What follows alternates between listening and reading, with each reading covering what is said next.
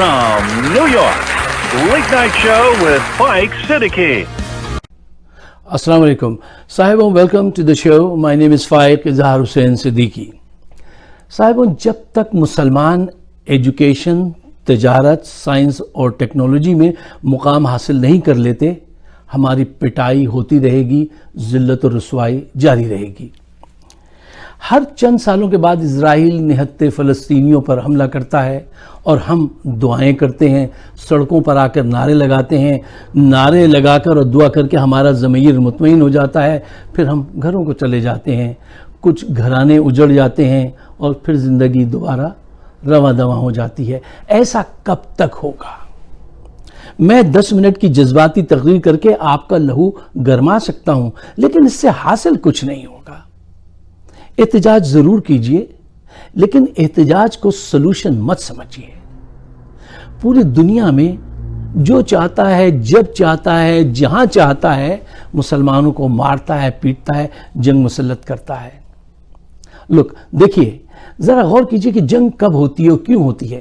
جب ایک فریق دوسرے فریق سے زیادہ طاقتور ہو تو پھر جنگ ہوتی ہے، اور جب دونوں فریق طاقتور ہوں تو جنگ ٹلتی رہتی ہے۔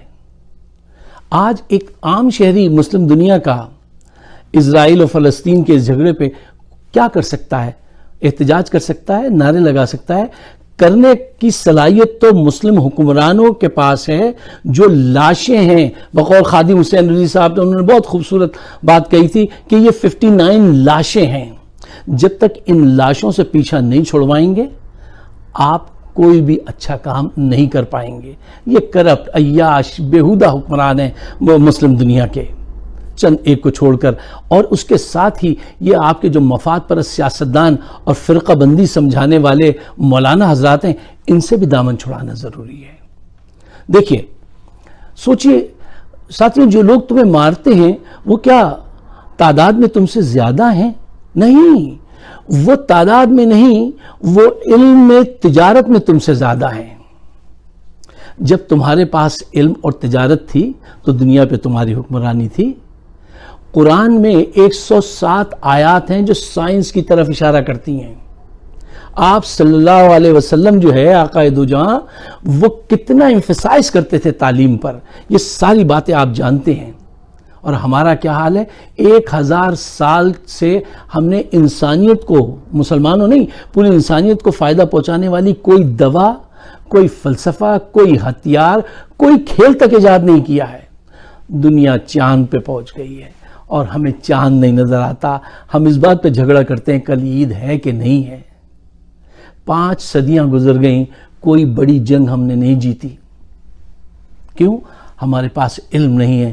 عرب تھاٹس اینڈ کلچر نام کی ایک NGO ہے، اس نے 2011 میں ایک سروے کیا تھا اور اس نے بتایا تھا کہ یورپین شہری ایک سال میں 200 گھنٹے علم حاصل کرتا ہے، ریسرچ کرتا ہے، اور مسلم دنیا کا شہری ایک سال میں صرف 6 منٹ پڑھتا ہے، صرف 6 منٹ ایک سال میں۔ اب بتاؤ کون کس پر حکمرانی کرے گا، کون کس سے جنگ جیتے گا، کس کی بزنس زیادہ ہوگی، دنیا میں عزت کس کی ہوگی؟ خود فیصلہ کیجئے۔ ان پولیٹیشن سے، ہم مولویوں سے کیوں کہتے ہیں ہر وقت، ان پولیٹیشین سے، حکمرانوں سے جا کے پوچھئے تم ابن رشد کے کام سے واقف ہو؟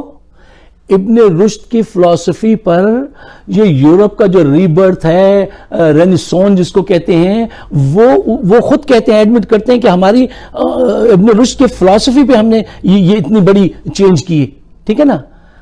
ہمارے حکمرانوں کو اس کا نام بھی نہیں پتا ہوگا، اس کا کام بھی نہیں پتا ہوگا۔